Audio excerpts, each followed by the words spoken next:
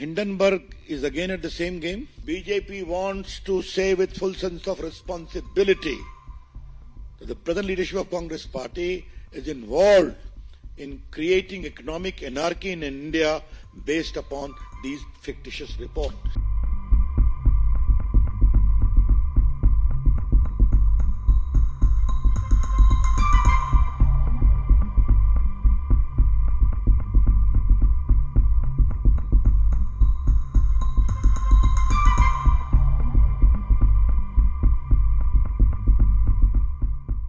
On behalf of the National Forum of the BJP, we would like to say with full sense of responsibility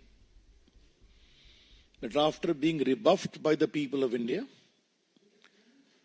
the Congress Party, its allies, and its closest allies, the Toolkit Gang, have conspired together to usher in economic anarchy and instability in India. देश में आर्थिक अराजकता और आर्थिक अस्थिरता स्वाभाविक है. Hindenburg is again at the same game. ये रिपोर्ट शनिवार को रिलीज होती है, रविवार को हल्ला मचता है ताकि सोमवार को पूरे कैपिटल मार्केट को अस्थिर कर दिया जाए. हिंडनबर्ग में किसका इन्वेस्टमेंट है आपको मालूम है? जॉर्ज सोरोस का. यह महाशय कौन है जो भारत के खिलाफ नियमित प्रोपेगेंडा चलाते हैं? इंडिया डेमोक्रेसी नहीं है, इंडिया सेफ नहीं है, वगैरह वगैरह. और इस हद तक है कि मोदी के पूरे सत्ता को बदलना चाहिए. आह्वान किया था जनता से.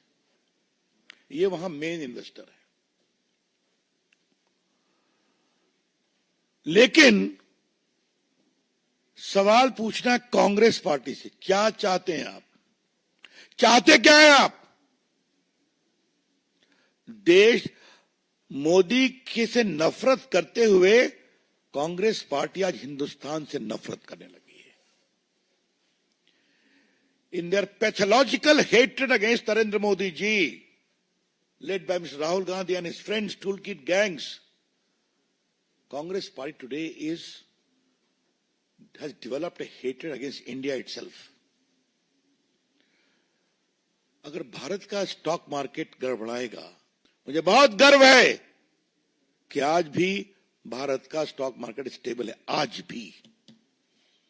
पिछली बार तो जब ये हुआ तो 2 दिन में रिकवर कर गया और सुप्रीम कोर्ट की इंक्वायरी आई तो और रिकवर कर गया.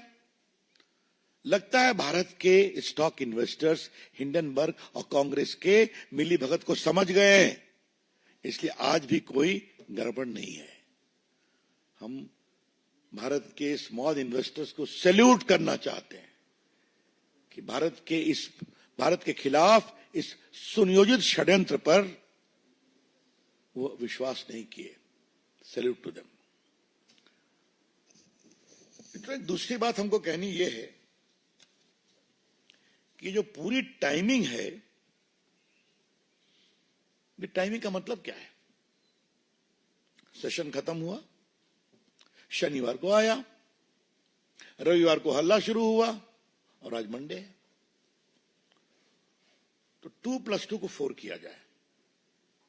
और इसके पहले जुलाई में हिंडनबर्ग को सेबी की नोटिस जाती है, आप जवाब दो. तो एक शब्द है, लीगल शब्द है, there is too many suspicious circumstances surrounding this. कई संदेहास्पद परिस्थितियां हैं इसके पीछे. जनवरी में सुप्रीम कोर्ट के आदेश, 22 इंक्वायरी कंप्लीट, एक और कंप्लीट हो गई 23. अपनी पूरी रिपोर्ट बनाने के क्रम में इस इंक्वायरी के बाद जो सेबी ने बताया उसमें मुझे कुछ नहीं कहना है, वो सेबी का विषय है.